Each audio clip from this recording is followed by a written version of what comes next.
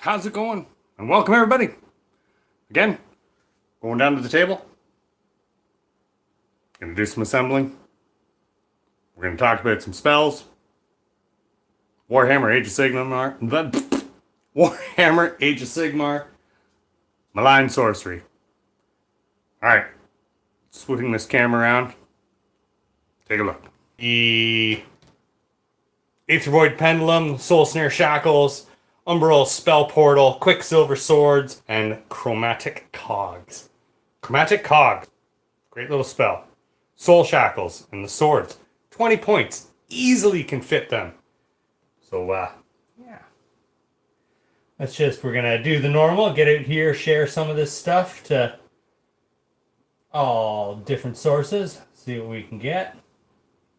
See if we can get a few people to come in here. Join us in our conversation. You never know. You can see some of the stuff that this isn't part of the pack, but you might have seen this before. The Balewind Vortex, got that put together, got it painted. It's good to go. You can see I've got all the red sprue and the blue sprue all put together. This little pokey bugger right there, let me tell you. Yeah. I mean, these spikes aren't bad. It's this, when you're pressing that press fit together and trying to get it good and tight. Oh. Tendency to poke you, hurt you. You know what I mean. Hope you all got your tasty beverages out there. Hope you're all ready to get some modeling done, whether you're painting, whether you're assembling, whether you're just here for some good old-fashioned talk and listen to me ramble. I'm happy that you're joining me one way or the other. It's all good.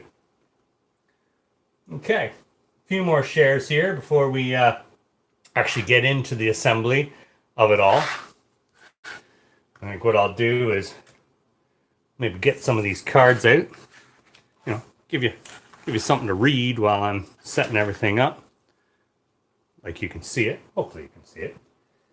Get all zoomed in there. Some more cards out here for you.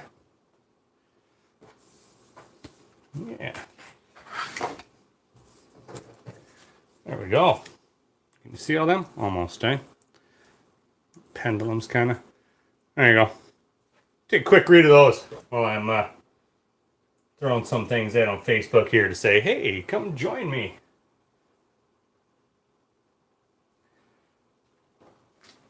Because, you know. Let's see here. Yeah, out of all these, swords are great. I mean, these are both pretty cheap in points to get out there. The spell portal, I mean, you combine that with, what's that? There's that one spell that Nagash has. It's like, anyways, you could stretch across and just like take somebody out first turn. Makes it pretty powerful. Join me live. Here we go. Put this out to some people.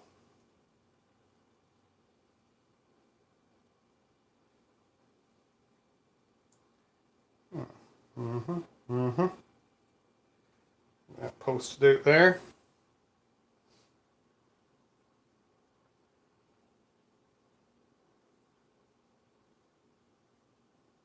See if we can get some others.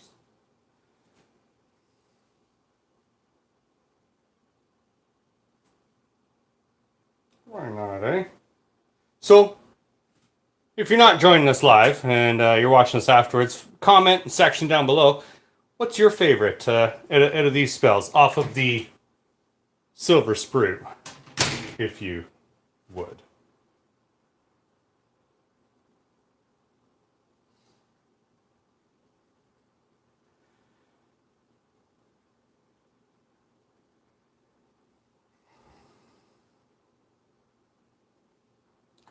And then we'll just maybe send it to one more here.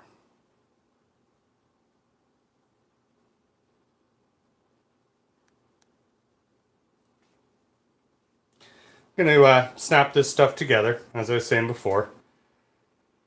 Maybe we'll talk a little bit about these spells as I'm snapping them together. Because, I mean, there's a lot to talk about. How many of you out there are using these in your current games? Are you actually, finding that they're worth it or not?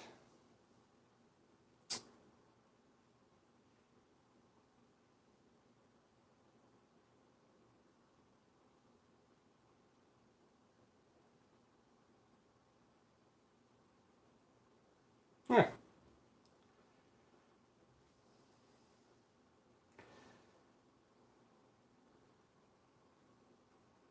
Okay.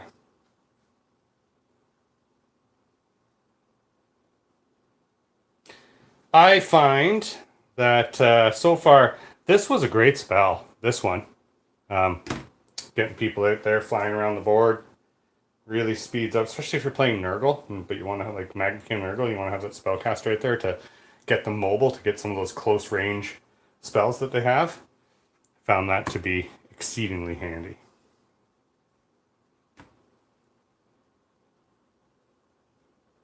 I'm excited to use the Shackles to slow down my opponent, especially with Nurgle once again, because I just want to get on that objective, right? Want to hold you off that objective. It's a good way to get you slowed down. The swords are going to be fun. I mean, it's just dancing swords, shooting around, It should be good. Should be good.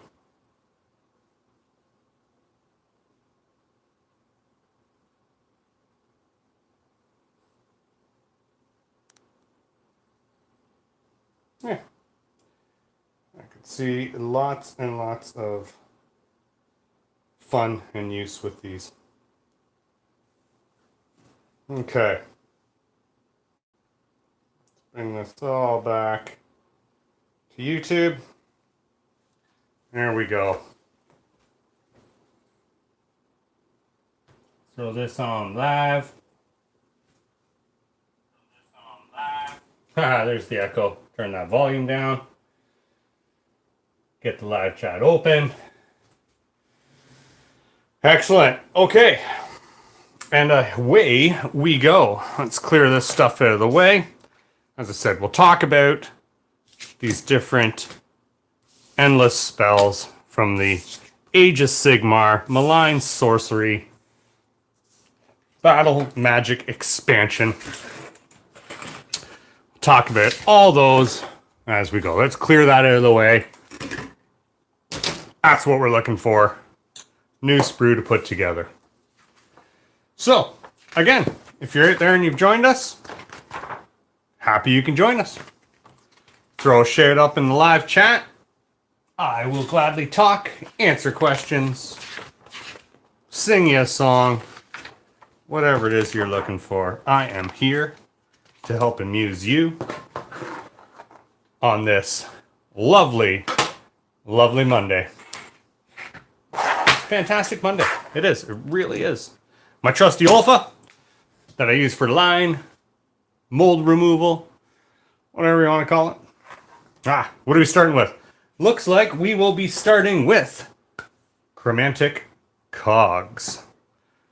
So let's bring this out so we can read it as we go. So yeah, Chromatic Cogs. Here they are. Here they are. It's only the two pieces. Nice and simple. It's a single model. Has a casting value of 7. So not impossible to get off.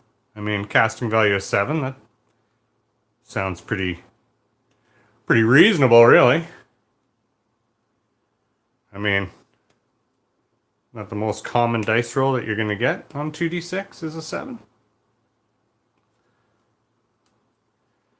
Where'd I miss? There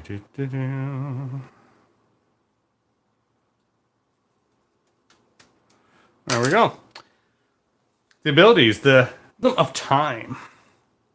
Okay, so what's it saying there? In their controlling player's hero phase, a single wizard within 9 inches of this model may manipulate the cogs to increase or decrease the flow of time.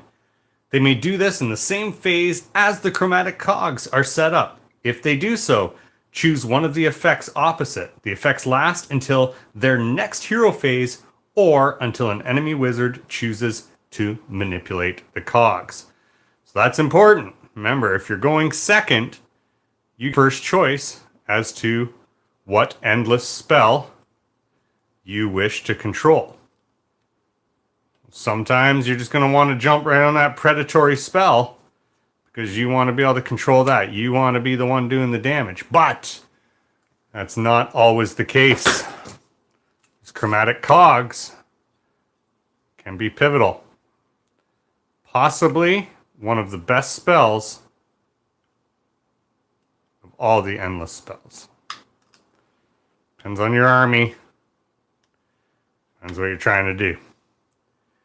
Okay, so the two things that you could choose to do with the chromatic cogs is you could try to speed up time, which is add 2 inches to the move characteristic of all units on the battlefield. In addition, add 2 to the charge roll for all units on the battlefield. So on a charge, that is an additional 4 inches for all units on the battlefield. Not just units within 10 inches, 9 inches, 18 inch, all models on the battlefield. So you're playing Nurgle. You got those Putrid Blight Kings, which are fantastic in combat. We all love our Putrid Blight Kings if we're playing Nurgle. You know? Or you got the Scarbrand. Got to movement 8. Can't really fly. Got to go around the terrain. You know how it is. But then you get the chromatic cogs. All of a sudden 8 becomes 10 inches. And then another 2 inches on his charge. It's huge. Extra 4 inches. You're, especially if you're going second in the turn, right? Your opponent's already gone. You know, they're calculating out all your move distance. And then boom. Go at the cogs. Now, chances are he's going to see it because they have to be part of your army composition. They have to be purchased, right? So chances are he knows you're going to have them. But they don't always set up for them, right? So the other thing you can do is slow down time. A wizard manipulating the cogs can cast 1 additional spell in this hero phase. In addition, reroll failed save rolls for that wizard. Okay, so I hear what you're saying. Why cast this just so you can cast 1 additional spell? Well, it's for future rounds, obviously, right? This is now in play. And maybe you cast this one. Your opponent doesn't know exactly what you're going to do with it. So he wastes his unbinding spell on this. It's possible, right? And then you hit him with that key arcane bolt, maybe. Get rid of that last wound on some hero. Or you have Plague Wind going with your Megakin. You can heal up your units and damage his all in the same. You know. Lots of different reasons. Okay, let's take a look at these bad boys. So that goes up like this. These seem to hang low like this. Am I correct in assuming that one goes in there, that one goes in there? Yes, I am. But like always, I like to glue mine. Again, little trick. I'm going to just shave off just a little. Now, you're like, why are you shaving that down? Well, because that's creating that little bit of airspace. Because what ends up happening, it's like hydraulics. Right? You now have a fluid in a chamber with a piston pushing it in. And next thing you know, you got no room left and they don't sit flat. This way, you can push them right in and they will sit flat. Now the cogs, it's not that crucial if they end up sticking out or whatever, but it is what it is. Okay, so we got that. Let's see. We're looking for an E2 base. E2. There you go. One of the ones with the single hole. Easy peasy.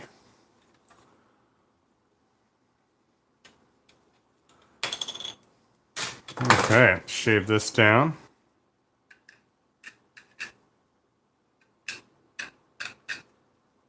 Oh yeah. Nice and smooth already. Okay. Just flatten that bottom out.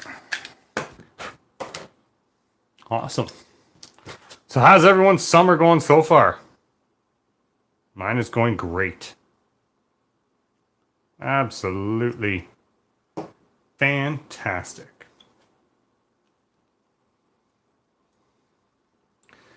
Normally I haven't been gluing these down to the base, but these cogs, pretty confident they're going where I want them to go. There we go. There's the cogs. They look pretty good. Pretty good. I don't mind these whatsoever. Well, all right. What's next on our sprue? This is like the easiest sprue of all of them to put together. But hey, I thought I'd do it. Throw it up live. Okay, so the next one we're going to start on is the Quicksilver Swords.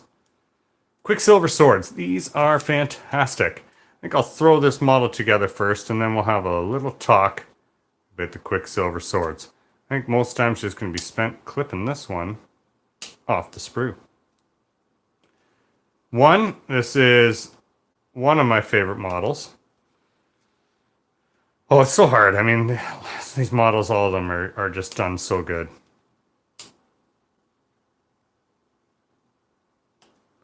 But this one, it's neat. It's neat. Okay, there we go. Let's clip that off. Let's get all the mold lines, little sprue bumps taken off that. There we go. Good. Excellent. Yeah, I'm looking forward to this escalation league that's going on in my hometown down at our local hobby store, Dueling Grounds. Should be fun. Looking for another E2. Oh, there it is again. There's another one. You know, they run some good events down there. If we can get some attendance, that'd make it even better. Okay, just like that. All right. And that. Okay. I don't think I'm going to glue this one just in yet. I'll just pressure fit that in. Center it up. There. Easiest assembly ever. Trim it off the sprue and stick it in the base. Yeah, quite simple. Okay, so let's just read these out. Quicksilver Swords. So it's a single model. Yep. Has a summoning value of 6. If successfully cast, set the Quicksilver Sword model up wholly within 10 inches of the caster. It's a predatory spell that moves up to 8 inches and can fly. So that means predatory spell, you can control it. Your enemy can control it. Gotta be careful where you fly this guy around. Abilities, Volley of Blades. When this model is set up, the player who set it up can immediately make a move with it. So you set it within 10 inches of the caster, and then it can fly up to 8 inches. After the model is moved, pick one unit within 6 inches and roll 12 dice. For each roll of a 6, that unit suffers a mortal wound. If the unit being controlled is a chaos unit, they suffer 1 mortal wound for each roll of 5 instead. Ooh, I'm a chaos player. I don't like that. But that's okay. I've recently been working on Stormcast. I'm going to be playing Stormcast Eternals, I believe, in the Escalation League. So that might be an include. So if you think about it, casting of 10, then it moves 8, and then anything within 6. So that has an effective range of 24 inches. That's not a bad spell, 24 inches. And I believe this guy is fairly inexpensive too. That's a good one to get on the board for some cheap points. Okay, next. What are we into? Next, it's a sip of our tasty beverage. That's what it is. Oh, that's a good one. Oh, okay. So what are we doing now? Umbral Spell Portal. All right. Another one that seems like it's going to be fairly easy. Just clip it off the sprue and insert it in a base, and away you go. As I said, I think most are. Shackles have a little bit of assembly. And the Cogs had a little bit of assembly.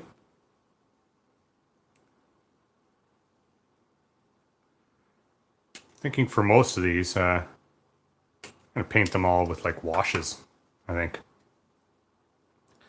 Seem like they'd be pretty easy to be painted that way. This spell portal, maybe not. Maybe that's going to have some, we'll get some silvers and some brass on there. Do like a little wash and glaze in the center and off the flames. Might pick up that new technical paint that they have for the night haunts. Sold my night haunts. I just didn't need it. As beautiful as they are, I just didn't need that extra army. You know.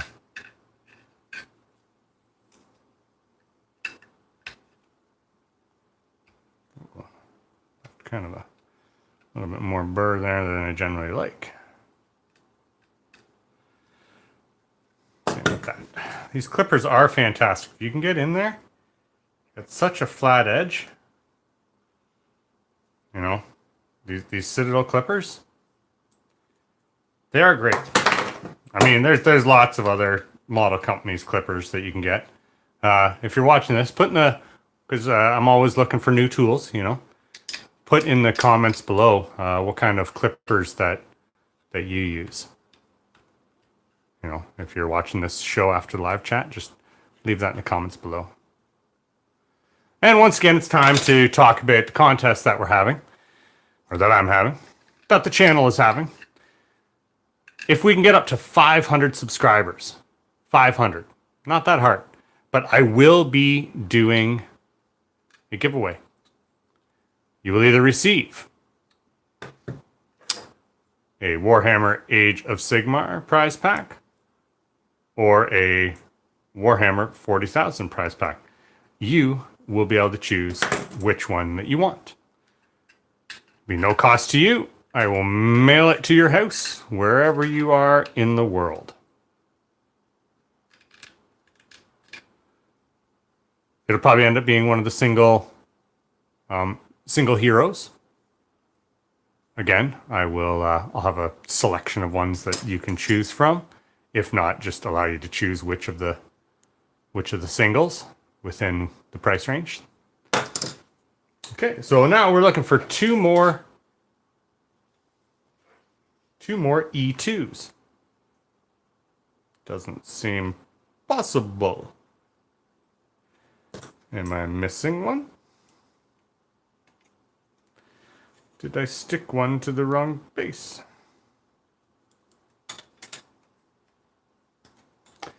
Only time will tell.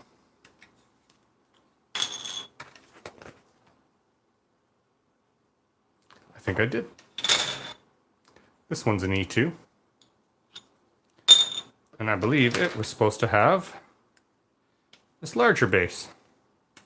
Huh, good thing I didn't glue it. Good thing. Not a problem. So how's everyone doing out there? Feel free to give a shout out. Start a conversation. Let's have a talk. Is the sound okay? Is the video okay? Let me know. Okay, there we go. So let's get the old flaming skull stuck on there. Again, that's a fantastic model too. Can't wait to paint that one up. Okay, back to the spell portals. Again, these all so simple. There's like no assembly whatsoever on this silver sprue. Just, that's it. Boom. 2 spell portals. Now, let's read about the Umbral spell portals. Okay, so Umbral spell portal is a single endless spell that consists of 2 models. Obviously, 2 models. Has a casting value of 5. If successfully cast, set up the first Umbral spell portal model wholly within 12 inches of the caster. And then set up the second Umbral spell portal model wholly within 18 inches of the first. So an effective 30-inch range, guys. The abilities of it. Arcane Passage. If a wizard successfully casts a spell while they're within 1 inch of an Umbral spell portal model, the range and visibility of the spell can be measured from the other Umbral spell portal model from the endless spells. If a predatory endless spell, let's say like this big dude, where was I? Moves within 6 inches of an Umbral spell portal model, remove from the battlefield and set it up again anywhere within 6 inches of the other Umbral spell portal model from this endless spell. That could technically be devastating, guys. Could technically be devastating. What else we got here? If your battle is taking place in the realm of shadow, the second Umbral spell portal model can be set up anywhere on the battlefield instead of within 18 inches of the first. That's crazy. That's crazy. Anywhere. So yeah. Just think, Nagash, is that a grave hand or hand of sand? I forget what that spell is. But basically you take 2 dice, pick what hand it's in. Pick the wrong one, you're dead. More or less. Think of using them with him. That's crazy. That is crazy. Crazy enough to have more tasty beverage. Oh, that's good. Okay, what are we on next? Soul, Snare, Shackles. Gotta get some soul Snare. So, the Tongue Twister Endless Spell. Why not? Okay, so we're looking for C8 and C7. You know they're on here somewhere. There's C8.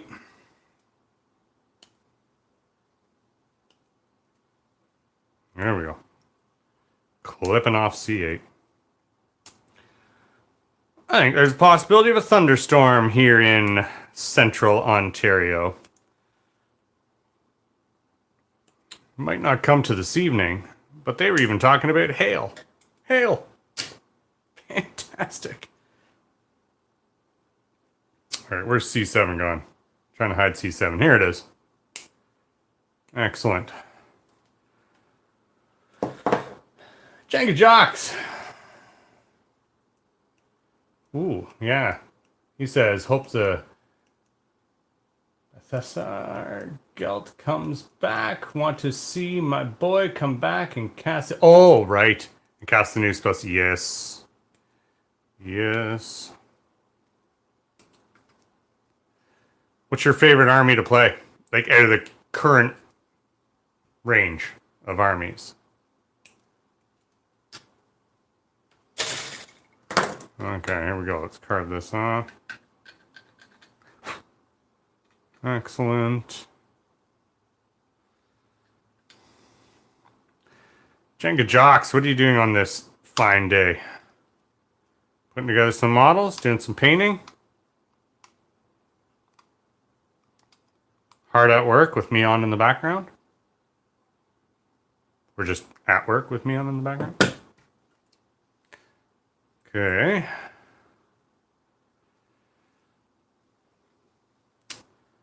So these two, they're not actually gluing these, eh? Interesting. Okay, so we're looking for E1.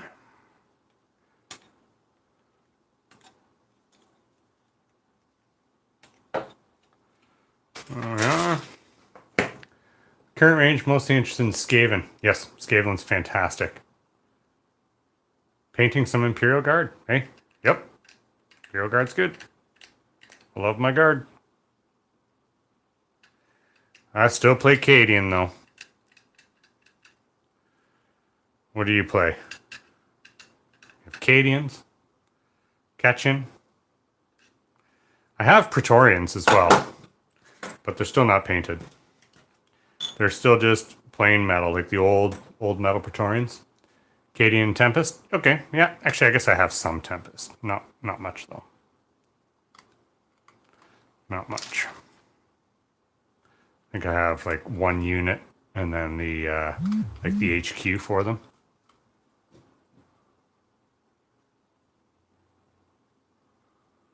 But yeah. Okay, let's plug that in there.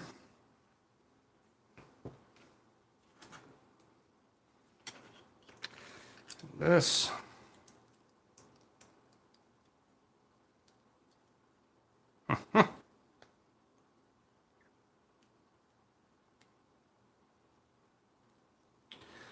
These really are on quite a small base.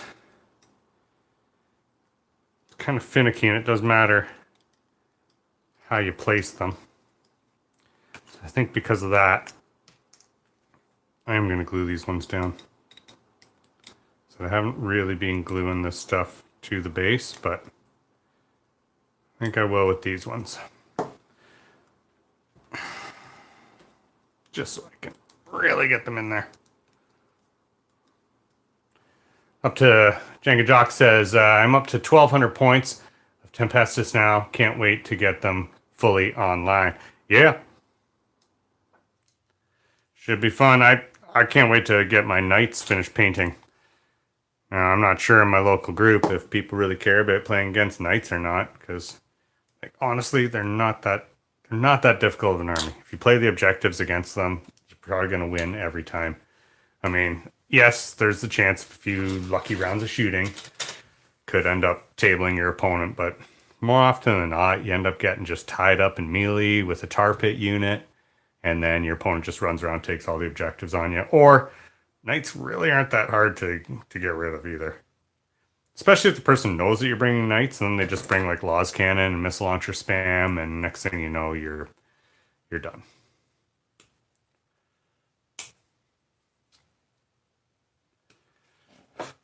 But yeah,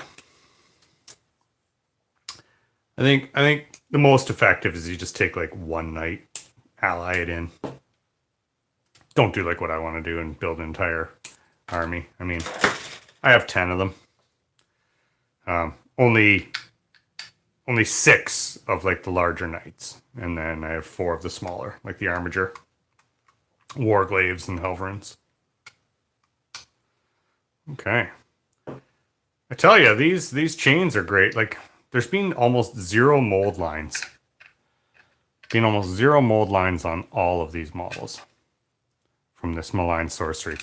And I know that this is like a China cast plastic, I believe. Let's see. What's the box saying? Designed in the UK. Well, that doesn't mean made in the UK. What we got here? Yep, right there. Manufactured in China and distributed by Games Workshop. So yes, it is a Chinese plastic. They're getting way better with it. Looking for C11. Here we go, right here.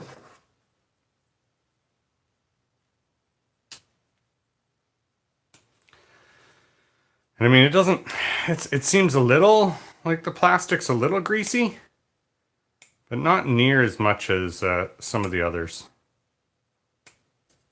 that I've had that are the Chinese plastic.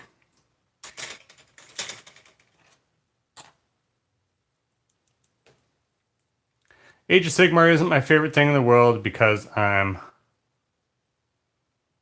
total fantasy fanboy, but I'll even admit the models are beautiful, especially the Yep. I did not play Warhammer Fantasy back in the day.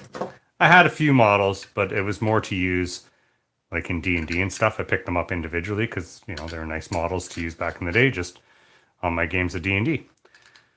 But when the Age of Sigmar models started coming out, and like I didn't play it for the first few months of it coming out either. I literally started playing it just before the first General's Handbook came out. Or maybe the first General's Handbook was out when I first... Can't remember. I didn't like the whole, like, with the point thing and everything else. I didn't like that. Or, sorry, with the no point thing. It just didn't appeal to me. But now, since with match playing you have the points, I'm actually liking it better than 40k. And it took me forever to get into it. But the models, when the models started coming out, I looked at them and I was like, oh my goodness, those are gorgeous. I couldn't stop myself as a hobbyist, as a model collector, as a painter. It was, I couldn't stop myself from just wanting to get them and paint them. And then once I did, started building up an army. I started with Blades of Corn was my first, because I was like, even, and then I also started with just the demons from the Blades of Corn. One, because I had some demons already. I had Scarbrand, I had a bunch of Bloodletters. I think I had one of the Blood Throne, Skull Cannons, and then a Blood Throne. And I magnetized it so you can switch between the two. And then once 8th edition came out, you know, everyone was like 8th edition 40k, everyone was saying how much they loved it and how good it was, and it's bringing people back into the hobby. And I played it and really didn't enjoy it. The cover mechanic, I hate the rules for terrain in it. And I think the big reason is because I'm such a terrain enthusiast. I love building terrain. I have to have terrain on my table. It makes or breaks the game for me. And then since it was completely useless, it just... So then even in 40k, I started playing Khorne. With 0 shooting, because then terrain didn't affect me. So it didn't matter if my opponent was in terrain. It didn't matter if I was in terrain, because I was able to just take invulnerable saves. My armor was 6+, so if I was in cover, it gave me a 5+, but I already had a 5+ invulnerable save with all my demons. So cover was irrelevant to me. And so I kind of found fun in the game that way. And then they started introducing all the different stratagems. So many stratagems. And it took the simplicity back out of it. Like when it was first just like using the indexes, I liked it. It felt like you could literally bring any model to the table and play with it, and it was useful.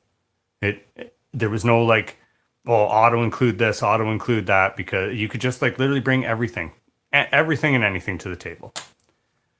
Now, with stratagems, it's like, no, take this command trait with this stratagem, and it's got back to all the auto includes. The rules are not simple. The basic rules are completely simple, but there's so many other things like you have to take into consideration, all the different stratagems that your opponent might play. And then all the different special rules that are now in the codices. And again, whatever. To each their own. I still enjoy the game, but I enjoy Age of Sigmar so much more. I've never once with Age of Sigmar like just been like, oh, okay, let's just get this game over with. With 40k 8th edition, I found more often than not, I was just saying to myself, okay, yeah, no, the opponent's won. That's it. Okay, let's just... wrap the game up, and okay, let's just get it over with. You know, turn 4, I'm just looking at my watch, and okay, is it time to go yet? I don't do that in Age of Sigmar. So, for me, it brought new life to the tabletop wargaming. Now, that's not to say that with certain opponents I still can't have fun with 40k. I just have a tendency to play more the narrative now. I enjoy... just, especially when I play Khorne, right? I look for the most powerful opponent. And I charge my guys, I charge my heroes at them. Because I'm like, I gotta collect your skull. You know? With the Flesh Hounds, you know, I'll run and I'll pick a target for them and chase them down. I treat it like almost like it's a role-playing game and I'm playing the bad guy. And I find that I have more fun that way. Jenga Jocks, he's saying cover is totally broken now. 100% agree. Yep. And he's also saying, well, it depends who you're playing with. I agree with that. I'll always bring the Avatar Kane with my craft world, even though he is overpriced to hell. But yeah, I get you. Yeah, I mean, exactly. If your opponent is willing to play fluffy, unfortunately, I don't have a lot of fluffy opponents. I have a few. Don't get me wrong. I'm not saying everyone in my gaming group is like that. Like obviously they're not, but some are. And I don't know. I guess I only have a certain amount of hobby time as well, and so I still really like Necromunda, even though they did the release of all the different books far too slow. And I mean, really, they should have just released like 3 books total. Should have had the original one for the 2D board. They should have released all the rules for the 3D board, and then they should have just released like almost like the Outlanders, where it had, or even with the 3D one, had all the different gangs in the Outlanders kind of thing. And then maybe one more where, yeah, it is the actual official Outlanders, where you've got like all the gangs from out in the wastes and stuff like that. And had they have done that, it would probably still be an active game. Like, look what they did with Blood Bowl too. I mean, they're still releasing teams. They still haven't released all the teams, and it's most unfortunate with the little side games like that.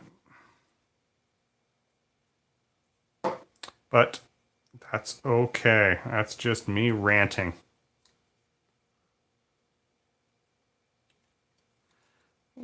Needs to be turned just ever so slightly so that those match up. There we go. Says, I would love to get into Necromunda. Are you going to get into Kill Team maybe? I don't know if I'll buy any of the rules for Kill Team. I've got so many models that maybe I'll end up just joining in and playing, and you know, I might buy like just the rule book, but again, I love Necromunda. It's probably, in my opinion, the best Games Workshop game out there at the moment. Now the old Necromunda was fantastic, was even better. But of course, that's going back to the old rules, and these rules have it a little bit simpler. But oh yeah, you should get into Necromunda. Join the league. League that I'm in right now, we're on the last cycle. It just started today, so it's 2 weeks, and then I'll be starting a new campaign. And it's fantastic. It's a great game. I mean, you can use almost any models that you have, considering like the Chaos Cultist. You're playing Imperial Guard, so you can literally use any of those models and just use them as whichever gang that you feel like. More tasty beverage. That's wonderful. Okay, so here we go. Seoul, Snare, Shackles. Again, super cheap, really good to have in your army, especially if you're playing like a Nurgle list, Maggotkin, like what I play, which is extremely slow. Description. Soul Snare Shackles is a single endless spell that consists of 3 models. If dispelled, remove all 3. You summon Soul Snare Shackles, has a casting value of 5. If successfully cast, set up the Soul Snare Shackle models wholly within 12 inches of the caster. Then set up the second and third shackle models wholly within 6 of the first. So, you can get up to 18 inches away. The abilities. At the start of the movement phase, roll a dice for each unit within 6 inches of the Soul Snare Shackle models. Or model, any of the models. On a 3+, halve the movement characteristic of that unit until the end of the phase. On a 6, that unit also suffers the D3 mortal wounds. Great way to slow down. It's a great way. And then, if your battle is taking place in the realm of death, the second and third can be wholly set up within 9 inches of the first 6. Of the first one instead of 6. So you can really spread them out. It's great, put this between the objective and your opponent, so you can really slow them down. Matty was telling me how much he hated it, but I love the train he had for it. City fighting is my jam. Yeah, well, I appreciate you liking that train. That I built that train for him. That big apartment building. That was a commission job that he had me do for him. I almost didn't want to sell that to him just because I liked it so much. He said, well, he didn't hate it. He just found it frustrating sometimes. Right. It's just, I mean, find it frustrating, just as frustrating as playing like a kill team, any other skirmish game, right? You have to be aware that it's not a game that he's played a lot, I believe. This personal opinion, of course. And so therefore didn't know how to strategize through the game, and you have to know that by getting shot, even if you're not wounded, you're still pinned, and then it takes an action to stand up, right? So sometimes you just want a few of those guys just with Laws guns, just to shoot and pin your opponent. You don't even care if they wound them. You just want to pin them, knock them down, keep them pinned, right? It's all part of it. And the fact that you could lose the game, but still end up being rewarded more than the guy that won. Than the guy that won. It's completely possible. I could just maybe take one of your guys out, then we roll on the injury table, and he's dead. Dead. And you could take like 6 of my guys out, and maybe at most you knock one out, and then the rest are coming back next game, let's say. And then if I'm a lower gang rating than you, it really benefits the person that's a lower gang rating. It really benefits the weaker gang. So it's almost one of those games that you have to, like in Blood Bowl, where you have to manage your gang. And you don't just pump everything into making them as powerful as possible. Because if that's the case, chances are your opponent's going to win. Because you roll a dice at the start, or 2 dice, and sometimes it's the person with the lower gang rating that chooses the battle, or the mission. Sometimes it's the person with the higher that chooses the mission.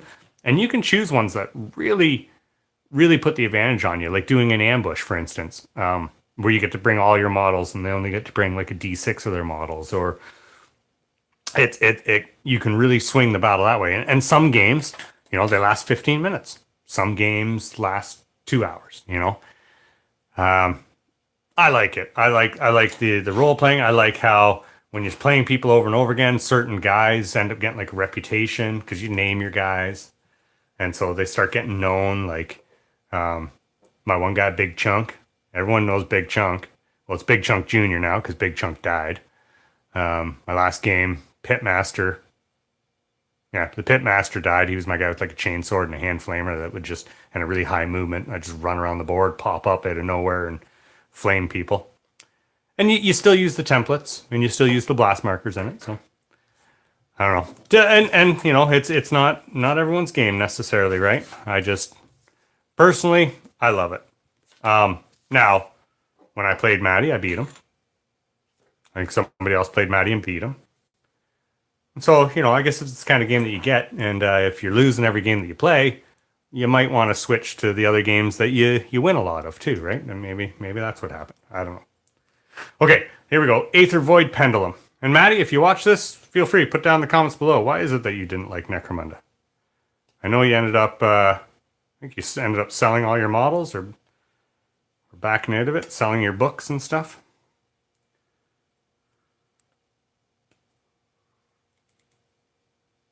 Okay, where are we at?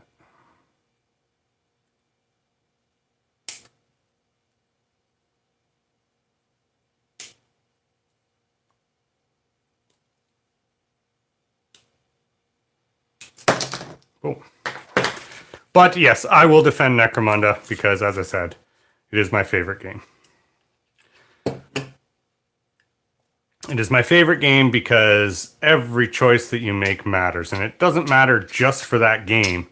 It matters in the future. So you can't just like set up a wall and go for this objective. You might want to play the long game. Like, again, same as Blood Bowl. Not all gangs are powerful within the first few games. They're like more powerful in the late campaign. Like after you've played, 10 games with that gang, now all of a sudden they're like unbeatable. So your opponent really has to do a lot, or your opponents really have to do a lot of damage to you within the first few games just to keep you in check, right? And even if they do, even if you end up having guy die every single game, well, that's to be expected because maybe your gang is really, really powerful once they get big. So it's kind of the way that the game balances it for you. So if you do get into playing it, and you do find that you're losing models, you're dying, you're not winning every game, don't worry about it within the first few weeks. It's literally near the end. And then even that, it's just a game. Play it narratively. What I end up doing, if I think that I'm going to lose, I'll literally just like pick one of my opponent's guys. And I'm just like, if I'm going down, I'm taking him with me. And then I'll take everything I got on that guy and just take him out, you know? Literally hunt down that one guy. Okay, here we go with the Aether Void Pendulum. Another fantastic model. And another extremely easy to put together piece.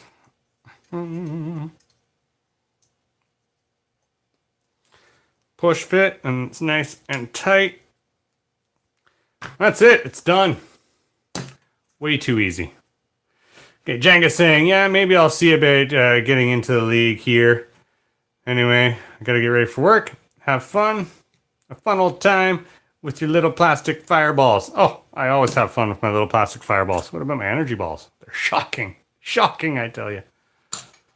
But yeah, thanks for joining me, Jenga. Okay, let's read out what this Aether Void Pendulum does. So it has a casting value of 6. When it's cast, set it up wholly within 6 inches of the caster and point it lengthways. So it's important, lengthways, right? Don't just set it out there willy-nilly. Got to get that exactly how you want it to be. It's a predatory spell. And it can move up to 8 inches and it flies. You have to, caster, point it lengthways in the direction you wish it to move. Okay, so the ability, slicing into reality. When this model is set up, the player who set it up can immediately make a move with it. Scything Blades. After this model has moved, each unit that has any models that it passed across, and each other unit that's within 1 inch of it at the end of its move suffers a d6 mortal wounds. Powerful. Unstoppable mechanism. Whenever you set up an Aether Void Pendulum, you must place it lengthways in the direction you wish it to move. Whenever it moves in a straight line in that direction. So it never veers off course. Not like this one, it can move this way and then get turned around and move back this way and then, turn after turn. This one is just set its course. It keeps going straight, which is a great way to knock somebody off an objective. If somebody's got an artillery piece set somewhere and it's in cover, good way to maybe pop it out of that cover and then you can take some shots at it. But, good way to clear the way through some objectives too. Well, guys, we have finally set up every single one of these. Let's bring them all into frame here. We have every single endless spell put together, getting ready for paint. Unbelievable. Fantastic. All right. So there we are. Once again, guys, I'd like to thank you all for joining me. If you want a better in-depth look, I went through each of these cards in a different video. I've gone through the read-through of the rules in a different video. Check out my channel, surf around, see all those different videos. It could help you. And don't forget, the rules for the Balewind Vortex are, in fact, with this set as well, but the model itself does not come in it. So again, thanks everyone for joining me. I hope you got some stuff done today. I hope you were able to put some stuff together while watching this, maybe painted, or maybe we're just able to lay back and relax and listen to me ramble. So again, cheers.